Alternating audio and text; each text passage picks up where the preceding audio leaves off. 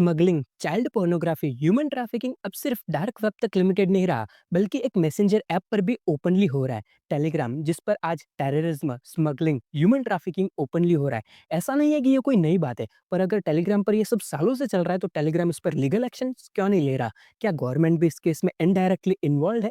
तो चलो खोलते हैं टेलीग्राम के सारे काले चिट्ठे इस वीडियो में। Telegram is facing trouble in India too. The central government is investigating the app for extortion and gambling. कि टेलीग्राम की मदद से गलत सूचनाएं फैलाई जाती हैं, फेक न्यूज फैलाई जाती है, इस पर चाइल्ड ट्रैफिकिंग हो रही है, ड्रग ट्रैफिकिंग हो रही है, साइबर फ्रॉड्स हो रहे हैं, पोर्नोग्राफी हो रही है। Tiny Telegram community has a dark side. 24 अगस्त को पॉविल पेरिस लैंड करते हैं और फ्रेंच पुलिस के हाथों अरेस्ट हो जाते हैं। उनको उनकी ऐप टेलीग्राम में क्रिमिनल और इनलीगल एक्टिविटी जैसे कि टेररिज्म, स्मगलिंग, ह्यूमन ट्रैफिकिंग और क्रिप्टो स्कैम्स के कुछ एलिगेशंस लगते हैं। बट क्या यही एक रीजन है या इसके पीछे कुछ और भी है? क्या गवर्नमेंट भी इनडायरेक्टली इस केस में इन्वॉल्व है? कुछ टाइम पहले न्यूरो ने एक स्कीम निकाली जिसमें आप क्रिप्टो करेंसी का यूज करके फेक फोन नंबर खरीद सकते हो और उस नंबर से टेलीग्राम यूज कर सकते हो। यानी अगर आपको कोई भी इनलीगल एक्टिविटी करना चाहते हो तो आपको अपना फोन नंबर यूज करने की कोई जरूरत नहीं है। आप सीधे एक फर्जी फोन नंबर खरीद सकते हो, वो भी फ्रेगमेंट बॉल चेन के साथ, जिससे आपको कोई भी ट्रैक ना कर पाए। और काम खत्म हो जाने के बाद आप इसे डिलीट कर सकते हो या इस फ्रेगमेंट को मार्केट में वापस बेच सकते हो।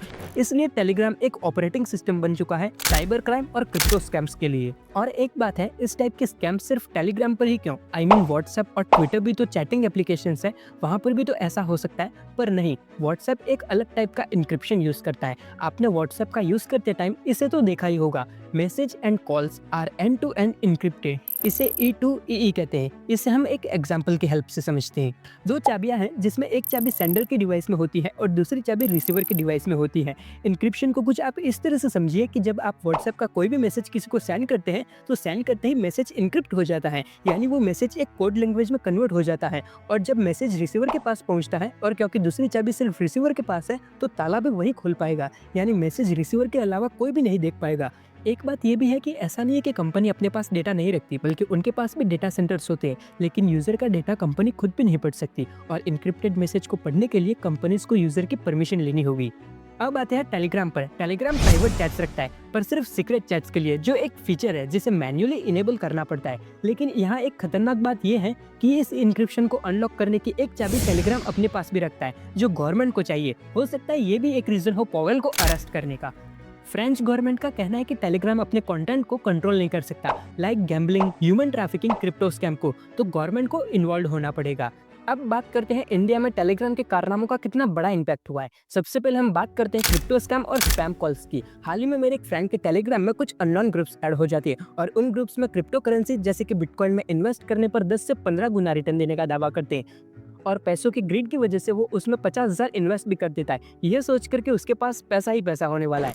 पर पेमेंट होते ही फ्रॉड के कॉन्टैक्ट नॉन रीचेबल हो जाते हैं। यूजरली ये ग्रुप उन लोगों को टारगेट करते हैं जो या तो टेलीग्राम पर नए हैं या इन स्कैम से अवेयर नहीं है। रेगुलरली ज्यादा से ज्यादा मैसेजेस एंड वीडियो क्लिप्स के जरिए उन्हें यकीन दिलाया जाता है कि एक बिलीवेबल स्कीम है, और विश्वास दिलाने के लिए ये टाइम पीरियड भी ज्यादा नहीं बताते। इनफैक्ट 1 से 2 घंटे की प्रोसेस बताते हैं, जिसमें यूजर्स को इन पर बिलीव हो जाता है और एक बार यूजर से पेमेंट मिलने के बाद ये अपने फर्जी नंबर को डिसेबल कर देते हैं। और ये ग्रुप टाइम टू टाइम अपने इन स्कैम आइडियाज को बदलते रहते हैं, जिससे ये नए यूजर्स को फंसा सके। जैसे कि कभी कभी ये ऑनलाइन पेट डिलीवरी और गैम्बलिंग जैसे तरीकों का यूज करते हैं। टेलीग्राम पर अगला एलिगेशंस लगा है पोर्नोग्राफिक कंटेंट को प्रमोट करने का। पिछले 1 साल में 3200 से भी ज्यादा टेलीग्राम ग्रुप्स बैन हुए हैं, क्योंकि उनमें एक्सक्लूसिव लेवल पर child pornographic content upload and share किया जा रहा था। ये ग्रुप्स मेजरली 3 कोड वर्ड का यूज करते हैं। चाइल्ड पोर्नोग्राफी के लिए CP, child sexual abuse material के लिए CS/AM and rape and gangrape के लिए RGR।